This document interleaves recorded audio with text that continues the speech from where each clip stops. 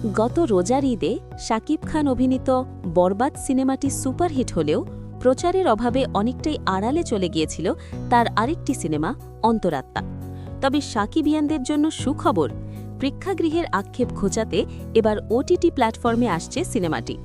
কবে এবং কোথায় দেখা যাবে শাকিব দর্শনার এই সিনেমা, বিস্তারিত থাকছে আজকের প্রতিবেদনে। অবশেষে ডিজিটাল পর্দায় মুক্তি পাচ্ছে ওয়াজেদ আলী সুমন পরিচালিত সিনেমা অন্তরাত্মা।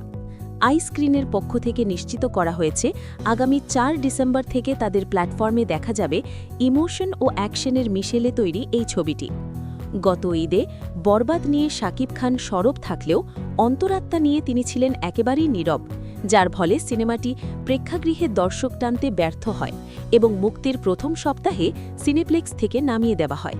তবে নায়িকা দর্শনা বণিক সোশ্যাল মিডিয়ায় সরব ছিলেন।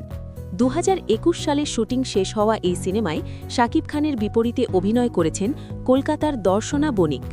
সিনেমার গল্পে দেখা যাবে ছোটবেলায় মা বাবাকে হারিয়ে বড় হয়ে ওঠেন প্রথম অর্থাৎ শাকিব খান।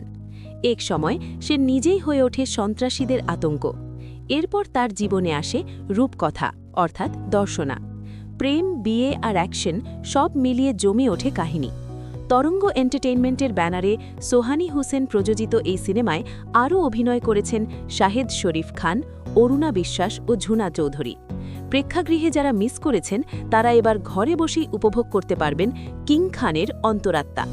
বিনোদন জগতের সবশেষ খবর পেতে আমাদের চ্যানেলটি সাবস্ক্রাইব করে পাশেই থাকুন।